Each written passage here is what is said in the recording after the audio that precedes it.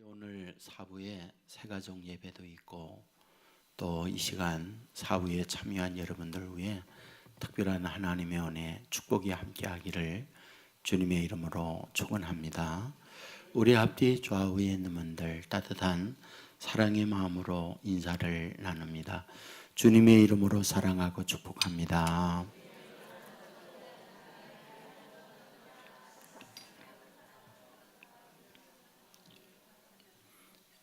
예, 감사합니다. 사소한 것들로부터의 위로, 이런 제목의 책이 있는데 무무라고 하는 중국 작가가 썼습니다.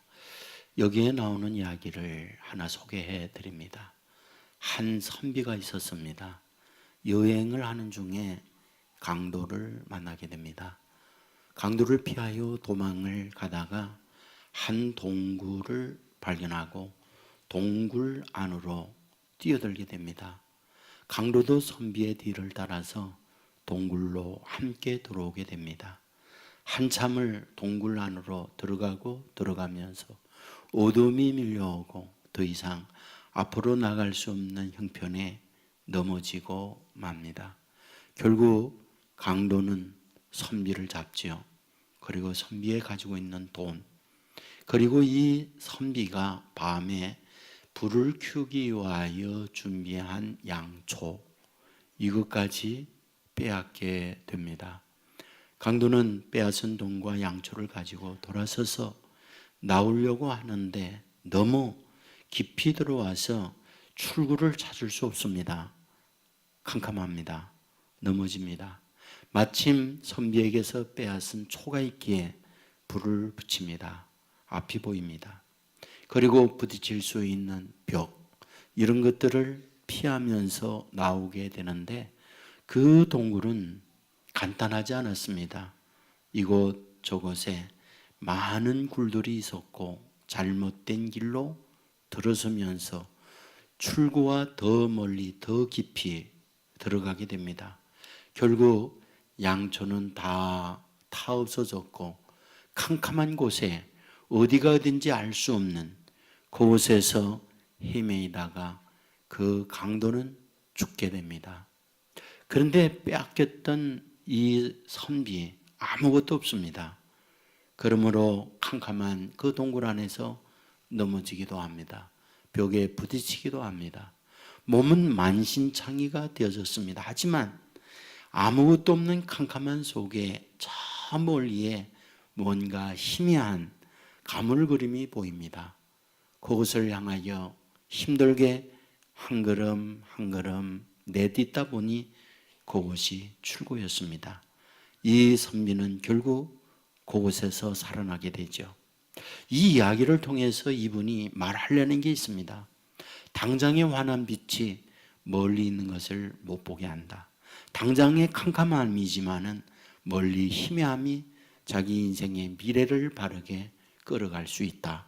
이런 메시지를 주고 있죠. 오늘 우리가 살아가는 삶의 현장, 저와 여러분이 여기 있으면 지난 날의 결과로서 오늘 여기에 있습니다. 앞으로 저와 여러분의 미래는 어떻게 될까요? 오늘 우리가 살고 있는 이 현실이 내일의 우리의 앞날을 좌우하게 됩니다.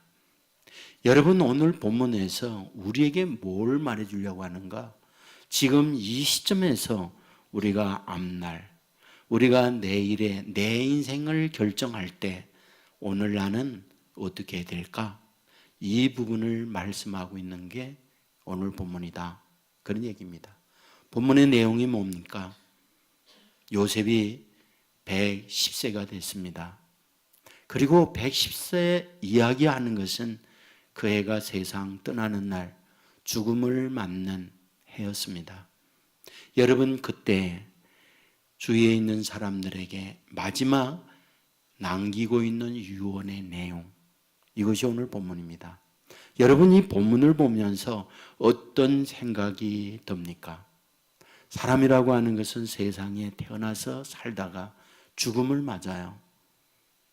우리가 새 차를 사게 됩니다. 그러면 새 차를 계속 타게 될 때 영원한 세차는 아닙니다. 가다 보면 중고가 되어지고 중고가 되어지다 보면 폐차하는 날이 옵니다. 우리의 몸이라는 것도 마찬가지죠. 세상에 태어나서 살다가 소년 시절, 청년 시절, 장년 시절, 노년 시절을 가져오다가 끝내는 죽음을 맞게 됩니다. 그런데 그 죽음을 맞는 그 순간 우리는 우리 주위에 있는 사람들에게 어떤 말들을 하고 가기를 원합니까? 오늘 본문에도 요셉이 110세가 되어 죽음을 앞두고 있는 그때 자기의 가족 주위에 있는 분들에게 마지막 말을 남기고 있습니다. 그것이 24절 이하에 나와 있습니다.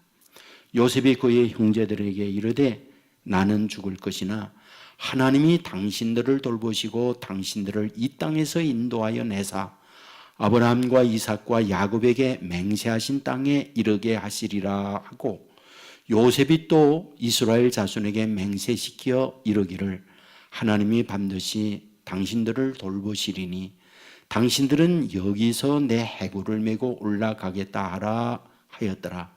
무슨 말일까요? 내가 여기서 죽어 장사 지내고 내 몸은 썩어져서 해골이 남습니다. 그런데 그 해골을 들고 가나안 땅에 가겠다고 지금 나한테 맹세하세요 라는 것이 오늘 본문이라는 거죠. 여러분, 요셉이 지금 이집트에 와 있습니다. 본래 그는 가나안 사람이에요. 그곳에서 태어나서 17살까지 살았습니다. 하지만 우리가 알듯 형들의 미움과 형들의 인신매매로 요셉은 노예로 팔리게 됩니다. 그리고 이집트에서 노예 생활을 하다가 누명 쓰고 감옥에 갇히기도 하고 30대에 이집트의 총리가 되어집니다. 무엇을 뜻하는 걸까요? 이스라엘 사람으로서 죄수의 몸으로 있던 그가 국가의 총살림을 하는 총리가 되었다는 것, 그것은 성공이요 출세를 말하게 되는 거죠. 어떻게 생각하면 이스라엘에서 여기에 이집트에 와서 이런 성공을 한 사람 요셉만큼 전화위복 내지는 완전히 역전하는 인생, 완전히 저주에서 축복으로 탈바꿈된 사람은 요셉 외에 아무도 없다. 그런 생각이 드는 거죠. 그곳에서 결혼했어요. 예쁜 여인을 아내로 만난 거죠. 아이를 낳았어요. 므낫세와 에브라임이었습니다. 그리고 권세를 갖고 있다 보니 자연히 따라오는 것이 돈이에요. 경제적 여유를 얻어요. 그러므로 그곳에서 남부를 곳이 없는 삶을 사는 것이 누구다? 바로 요셉이다. 그런 생각이 드는 거죠. 여러분 어떤 곳에 성공하여 그곳에 안착이 되잖아요. 그러면 어떤 새로운 지역으로 도전하거나 가려고 하지 않는 게 인생이에요. 우리는 변화산에서 예수님께서 베드로, 요한, 야고보 3명과 함께 예수님의 변화된 모습을 알고 있어요. 해같이 빛났죠. 그 옷에 광채가 났죠. 그 황홀한 경험을 했던 그 자리에 베드로가 예수님께 이렇게 말하죠. 여기가 조사오니 초막 셋을 짓고 하나는 주를 위하여 하나는 모세를 위하여 하나는 엘리야를 위하여 하사이다 라고 말하는 걸 봅니다. 무슨 뜻이죠? 너무 황홀하고 좋으니까 땅에 구린내 나고 갈등과 시기, 탐욕으로 가득 찬 그곳에 가고 싶지 않다고, 여기가 너무 좋다고. 이것이 베드로의 고백이에요. 베드로만이 아니라 모든 인생은 성공하면 이대로 이게 우리들이 갖고 있는 외침이기도 해요. 오래전이었어요. 집사님이십니다. 부평시장에서 사업을 하면서 돈을 정말 많이 벌었어요. 그래서 부평시장에 건물이 여러 채가 되고 거기에서 나오는 월세가 두둑했어요. 제가 신방 가서 그분을 만나면 항상 저에게 하는 말, 목사님, 나이가 먹는 게 싫어요. 그리고 죽기는 더 싫어요. 너무 지금 좋습니다. 정말 나는 나이 먹는 게 너무 싫어요. 그 이야기를 만날 때마다 하셨어요. 사실 그분의 남편이 일찍 세상을 떠나고 고추장 들은 게 아무것도 없어요. 그러니까 너무 행복한 거예요. 자기 혼자 여왕처럼 지내는 거예요. 그 많은 돈. 그러니까 애들이 언제나 어머니의 말을 잘 듣고 돈이 있으니까 그렇게 잘합니다. 그러니까 이 어머니가 너무 좋아가지고 저에게 만날 때마다 그 얘기하는 거예요. 그런데 어쩝니까? 사람이라고 하는 건 세월이 가면 다 나이가 먹게 되어지고 고장이 나지고 그리고 세상을 떠나는 거잖아요. 여러분, 이분도 끝내 세상은 떠났어요.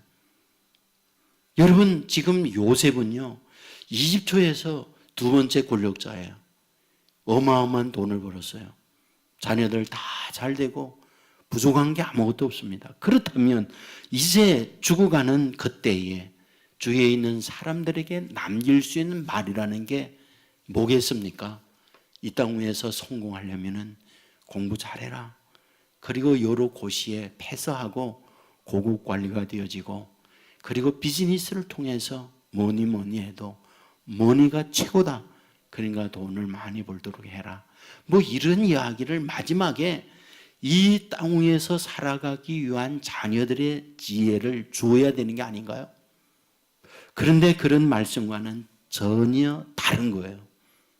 그리고 주위에 있는 사람들한테 나하고 맹세하자. 맹세 내용이 뭐냐? 여기에 내가 장사하지만 내 해골 이 땅을 떠나갈 때 반드시 가지고 가나안에 가겠다고 말해라. 그 이야기를 한 거예요. 그렇다면 여기서 왜 그는 이 말을 하고 있는 거지? 라는 거예요. 가나안에 자기가 태어난 고향에 너무 많은 그리움이 있으니 그곳에 자기를 묻어달라 이 말을 하는 걸까? 근데 사실은 우리가 말씀을 보면 여러분, 요셉은 거기에서 17살 때까지만 살았어요. 그리고 그 이후에는 전부 이집트에서 살았어요. 그가 총리가 될 때 30살이고 지금 나이가 110세니까 몇 년 동안? 여러분 80년 동안을 총리 생활을 했어요. 그렇다고 한다면 남부를 끝도 없는 모든 것을 다 갖추고 있는 그런 마당에 왜 하필 자기의 해골이 된 이거를 가나안에 가져가려고 하는 건가 하는 거잖아요. 사실 가나안은 아름다운 추억은 결코 아닙니다. 왜? 어릴 때의 사랑과 보호를 받아야 할 어머니가 일찍 세상 떠나잖아요. 요셉의 바로 동생이 베냐민입니다. 베냐민을 출산하다가 어머니 죽어요. 그러므로 어린 시절을 어머니 없이 지낸 게 요셉이에요. 누구보다 사랑 보호를 받아야 할 때 어머니 없이 거기다가 어때요? 다른 여인 이복 형들이 위로 10명이나 있어요. 그 형들이 동생이었던 자기에게 우호적으로 사랑하며 보살핀 게 전혀 아니에요. 어머니 없는 요셉에 대하여 얼마나 갈구었나요? 얼마나 폭행했나요? 얼마나 괴로움을 겪도록 만들었나요? 가나안은 눈물이에요. 가나안은 생각하고 싶지 않아요. 거기다가 17살에 인신매매로 거기에서 팔렸어요. 그러므로 이집트가 요셉에게는 고향이요, 정든 곳이요, 자기 인생을 출세하게 만든 거예요. 여러분 알죠? 남자들 군대 가서 고생한 그곳을 향하여 오줌도 안 눈다. 남자들은 그러잖아요. 여러분, 그러므로 말미암아 가나안을 향하여는 요셉에게 있어서 오줌도 누고 싶지 않은 그런 곳이에요. 그런데 왜 죽어가는 이 마당에 그렇게 말하는 거예요. 내 해골이라도 줄여서 가나안에 나 데려가 달라고, 나하고 맹세해 달라고 그 이야기를 하고 있는 거죠. 자, 그렇다면 도대체 왜 요셉은 그러는 걸까요? 그 이유가 뭘까요? 여기에는 하나님에 대한 믿음 때문에 그렇습니다. 어떤 믿음이요? 지금까지 살아오면서 자기 인생의 모든 과거를 돌이켜 볼 때 내가 어떤 삶의 계획, 삶의 미래를 위한 어떤 설계 도면을 가지고 자기 인생이 살아가는 것 하지만 그대로 된 게 아무것도 없었어요.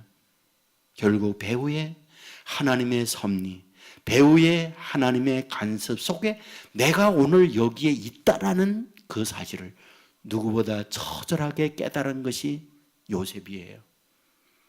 생각해 보라고요. 그가 총리가 된 게 자기의 능력인가요? 감옥에 갇혀 있을 때 어느 날 바로가 오라고 했어요. 물어봤죠. 내가 꿈 해몽 잘 안 나지? 아니요. 제가 꿈 해몽하는 게 아니고 내가 믿는 하나님께서 왕에게 선한 대답을 해줄 거예요.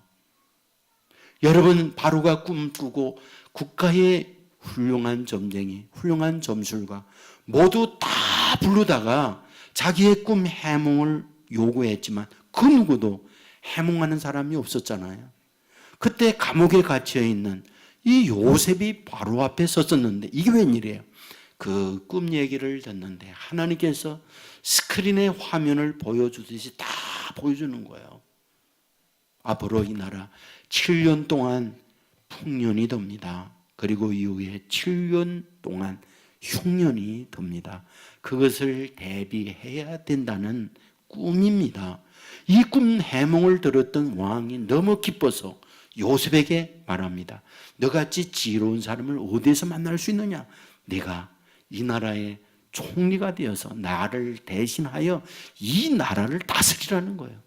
여러분, 그리하여 국가의 총리가 된 거잖아요. 나중에 여러분 7년 동안 풍년님에서 창고에 그 잉여 곡물을 가득가득하게 채워놓았어요. 바로 8년째부터 흉년이 오는데 흉년던 2년이 지나는 그때 자기 앞에 낯선 사람이 아니라 낯 익은 사람이 왔어요. 보니까 자기를 팔아먹은 형들이에요. 충분히 이럴 때에 왼손은 외나무 다리에서 만난다더니 정답이네. 그래야 되잖아요. 그러나 요셉은 그러지 않죠. 얘기해요. 내가 형들이 팔아먹은 요셉입니다. 그랬더니 형들 거의 사시나무 뜰도 떨어요. 이제는 죽었구나. 그런데 요셉이 떨고 있는 형들에게 한 말이 무엇입니까? 형님들, 나를 팔았기 때문에 두려워하지 마세요. 형님들이 나 팔아서 여기 온 게 아니라 하나님이 나를 여기서 보내준 거예요. 이렇게 말해요. 사실은 형들이 팔아서 온 건데 요셉은 형들이 파는 게 아니래요. 하나님이 형들을 통하여 나를 여기에 오게 한 거래요. 여러분, 도대체 어떻게 이런 말을 합니까? 그는 철저하게 이 세상에 일어나고 있는 모든 것들 하나님의 섭리, 하나님의 간섭 속에서 일어난다는 고백을 하고 있던 거거든요. 하나님께서 하셨다. 자, 그렇다고 한다면 여기에서 지금 뭘 말하고 있는 겁니까? 여러분, 앞으로 우리의 인생 어떻게 될 거냐? 앞으로의 앞날 어떻게 될 거냐? 결국 하나님께서 모든 걸 다스리고 주장하니까 하나님에 의해서 우리의 미래가 결정된다는 거예요. 이것이 지금 110세에 세상을 떠나면서 지금까지 살아오면서 경험한 자기 인생 고백 속에서 주위에 있는 사람들에게 말을 하는 거예요. 그러면서 하는 말, 우리는 반드시 여기에서 가나안 간다. 왜? 가나안에 왜 가느냐? 가나안에 가는 이유는 내 아버지 야곱, 할아버지 이삭, 정조부 아브라함에게 하나님이 약속했다. 너희가 이집트 가나안에 떠나서 살지만은 4대 만에 다시 돌아온다. 이게 하나님께서 약속한 바가 아니냐. 그러므로 그 약속한 것은 반드시 이루어질 거고 내가 여기에서 형통하고 성공하고 뿌리를 내리고 살지만 이 모든 것들이 내가 살 영원한 집이 여기가 아니다. 내가 가야 할 가나안이다. 그러므로 그때 내 해골을 가지고 가달라. 이거를 말해요. 그런데 여기에서 굉장히 중요한 말을 반복하는 말이 있어요. 24절에 보면 나는 죽을 것이나 하나님이 당신들을 돌보시고 25절에 하나님이 반드시 당신들을 돌보시리니 무슨 뜻인가요? 우리가 믿는 우리의 하나님이 바로 우리들을 사랑하여 돌봐주시며 이 땅 위에 비록 살지만은 반드시 우리는 어디 가나안으로 다시 갈 터인 적 그때 어떠하다? 나를 내 해골을 가지고 가달라고 하는 말을 하고 있는 것, 이것이 오늘 본문에서 우리에게 말씀하고 있는 바다, 그런 얘기입니다. 사랑하는 여러분, 오늘 우리가 살아감에 있어서 진정한 삶의 지혜라고 하는 게 뭐겠어요? 오늘 살면서 내일을 볼 줄 아는 거예요. 현재를 살면서 미래에 대하여 준비를 할 줄 아는 사람이에요. 이 땅 위에 살면서 하나님 나라를 바라보고 하나님 나라에 준비할 줄 아는 사람이 지혜자예요. 여러분, 성경 창세기부터 요한계시록까지 보면 주의 자녀들에게 하나님께서 갖고 있는 하나님의 마음이 있어요. 그것은 오늘 살고 있는 저와 여러분이 지혜롭게 내일, 지혜롭게 미래, 지혜롭게 내세를 준비하는 사람이 되기를 원하는 거예요. 우리는 열천의 비유를 잘 알아요. 모두가 다 신랑이 늦게 오므로 졸며 잤다고 성경은 기록해요. 그런데 딱 하나 다른 게 있었어요. 신랑이다. 그럴 때 5대5로 나눠진 거 알죠? 5대5 나눠짐이 뭡니까? 기름을 넉넉하게 준비한 5사람, 기름을 준비하지 아니한 5사람, 그렇게 나눠져요. 그러니까 준비된 그 사람, 신랑 되신 주님을 맞이할 수 있지만 준비하지 못한 사람은 밖에 쫓겨나 이를 갈며 슬피 울리라. 성경은 그와 같이 우리에게 말씀해 주고 있잖아요. 여러분, 하나님의 백성들, 진정한 지혜란 오늘을 살면서 내일을 준비할 줄 아는 하나님의 사람, 이 땅 위에 살면서 천국을 바라보고 천국을 준비하는 사람, 이 사람이 되어야 된다는 거예요. 오늘 요셉은 죽습니다. 하지만 죽는 여기가 아니라는 거예요. 자기가 가야 할 곳 가나안이라는 거죠. 성공했어요. 삶의 모든 터전, 부동산이 거기에 있어요. 엄청난 돈이 있어요. 자녀들 총리 아들이기 때문에 나름대로 거기에서 인정받고 성공된 삶을 삽니다. 그런데 얘기해요. 여기가 우리가 살아야 할 영원한 집이 아니래요.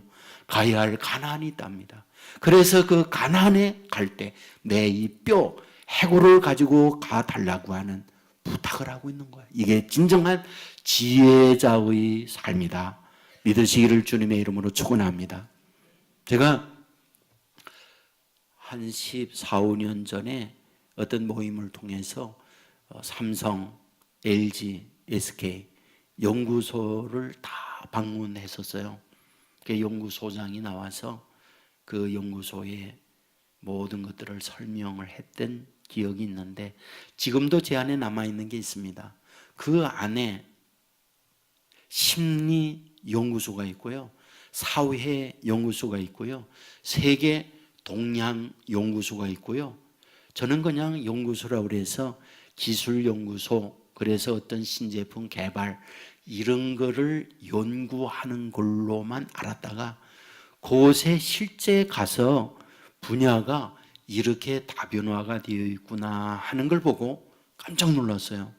그 심리연구소에서 어떤 제품을 만드는 기술자들이 아니고 심리연구가들이 뭘 하나 이러고 봤더니 아유 놀랐어요. 지금 10살 난 아이들 10년 후에 20살이 되는데 20살 될 때 그들의 취향, 그들의 디자인, 그들의 색상, 그들의 어떤 기능, 이런 변화가 어떻게 나타날까 이거를 연구하더라고요. 놀랐어요. 그러면 거기에 연구된 그거하고 그 다음에 사회 공동체가 어떤 변화가 일어나게 될까 이런 것들을 연구해요. 그 다음에 세계 동향, 이 10년 후에 세계는 어떤 변화 속에서 나타나게 될까 이런 것을 다각적으로 연구해서 연구 레포트를 기술부로 넘겨주면 기술부는 그 연구된 근거에 의해서 제품을 디자인합니다. 색상이라든지. 그래서 기술부에 가게 되면 시럽 이런 걸 가지고 모양을 만든 게 아주 가득 담겼어요. 그리고 그곳에 이제 색상을 어떤 색상을 칠하는지.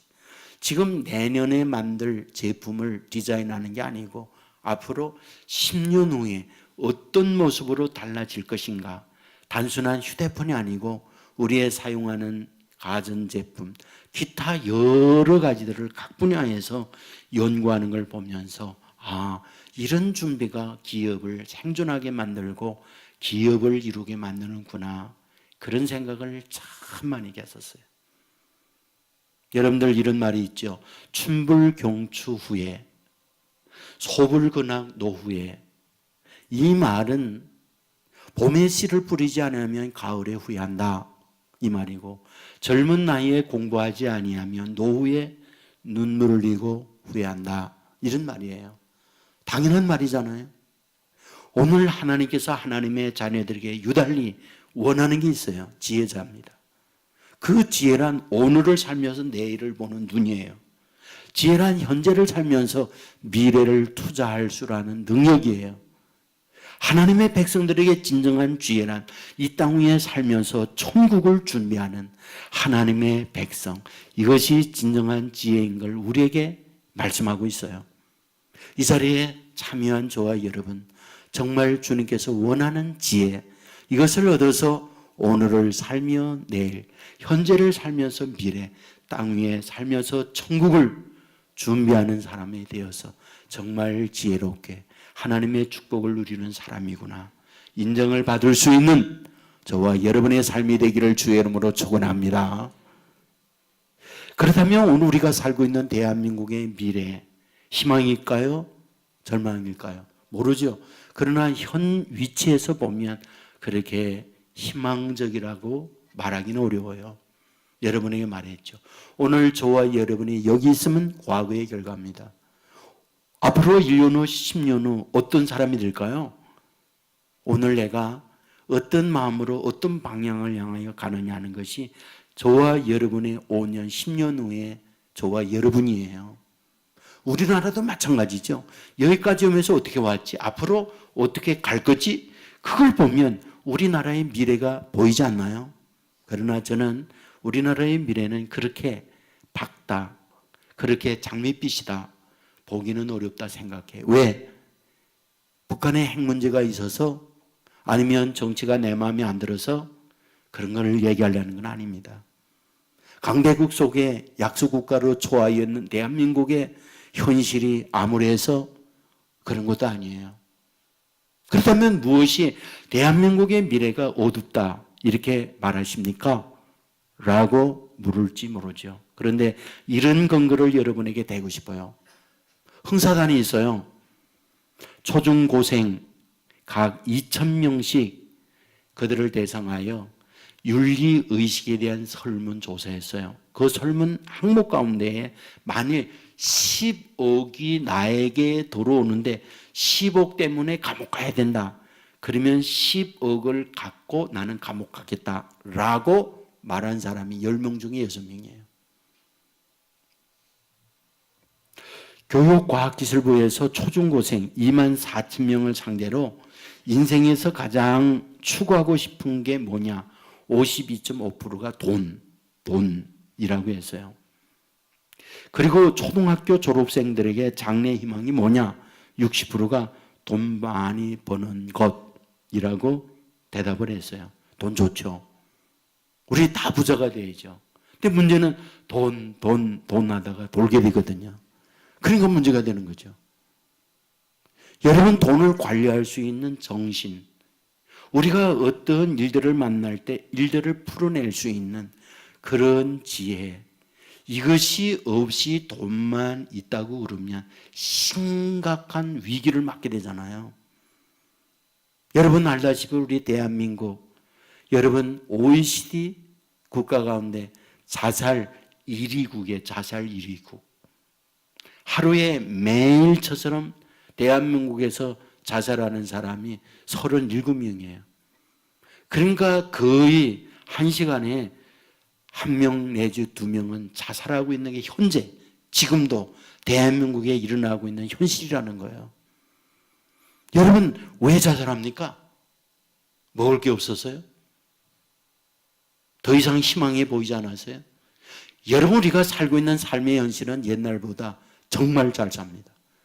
그리고 무한한 가능성이 우리에게 기다리고 있습니다. 그렇다면 왜? 옛날에 힘들고 어려울 때는 굳세어라 금수나 그러면서 살았는데 왜 이제는 작은 문제 앞에 휘청거리고 스스로 삶을 마감할까요? 그게 바로 정신이에요. 여러분, 우리 근대화의 교육의 뿌리는 서양이에요.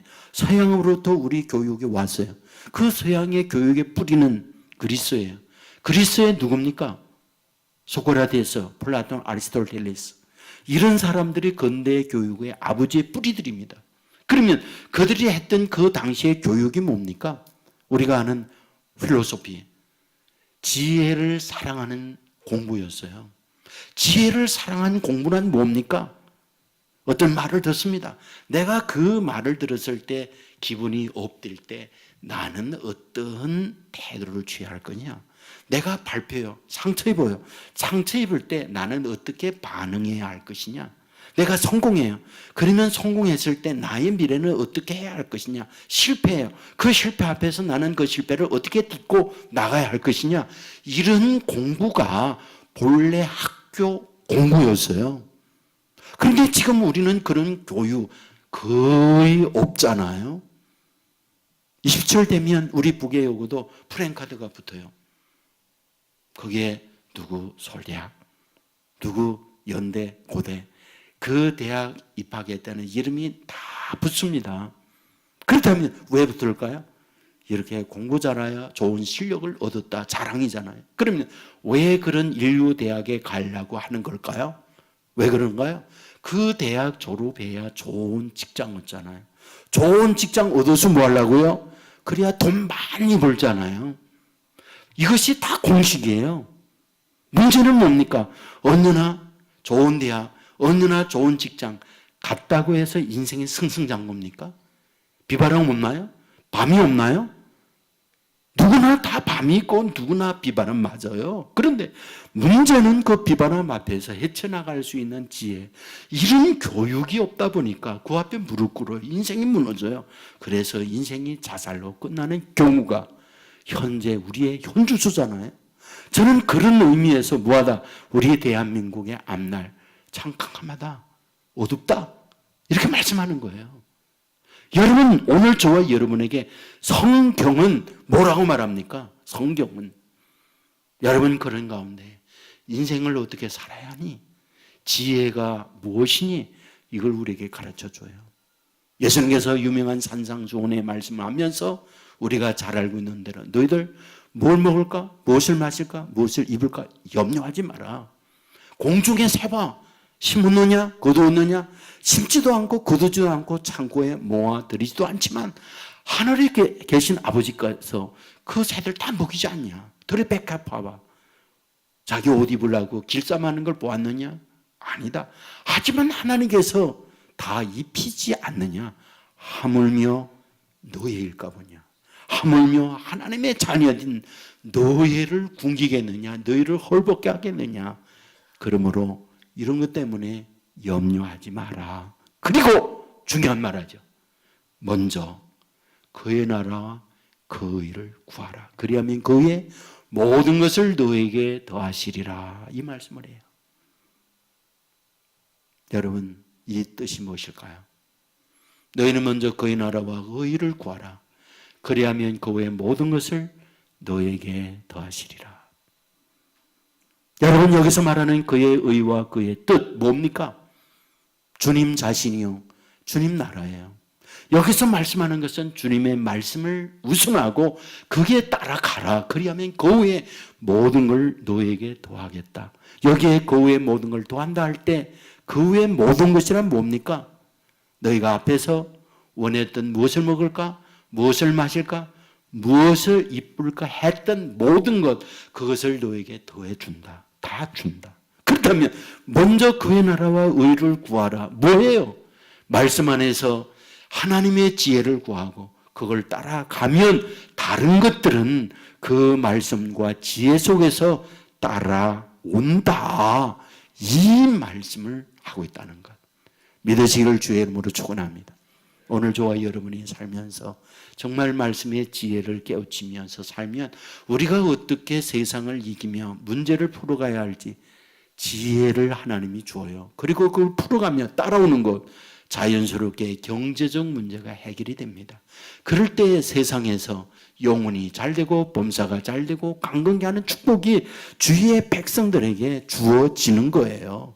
여러분, 오늘 요셉이 얘기하는 중심, 그거는 자기가 주위에 있는 안정된 현재의 자리, 여기에 안주하고 있지 않다는 거예요.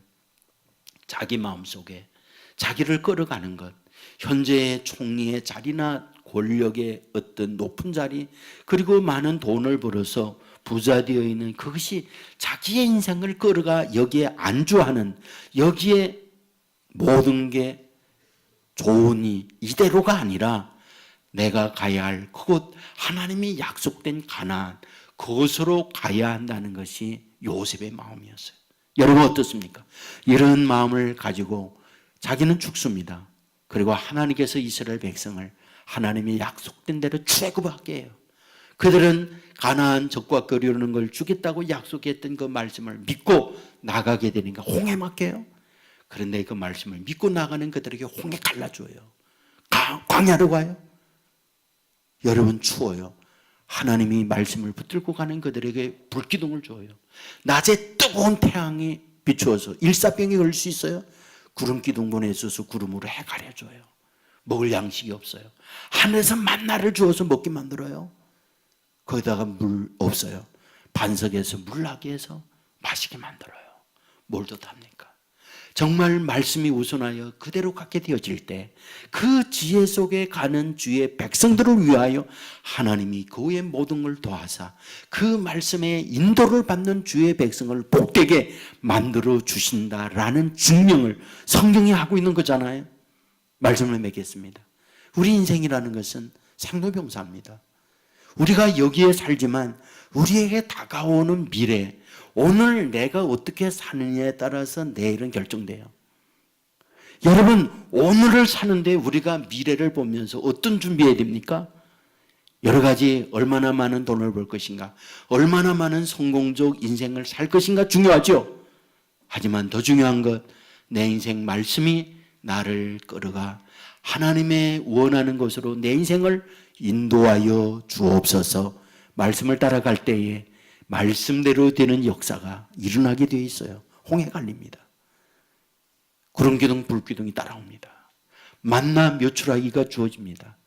그리고 반석에서 물나게 하는 축복 내려줘요. 여러분, 말씀은 능력이어서 지혜롭게 만들고 말씀은 능력이어서 말씀대로 되어지는 축복을 주의 백성들에게 부어준다는 걸 믿으시고 정말 내 현실에 말씀을 따라감으로 미래가 준비되어지고 그 미래에 말씀대로 되어지는 축복을 누려 사는 저와 여러분의 삶이 되기를 주의 이름으로 축원합니다. 자리에 일어나겠습니다. 뜻을 생각하면서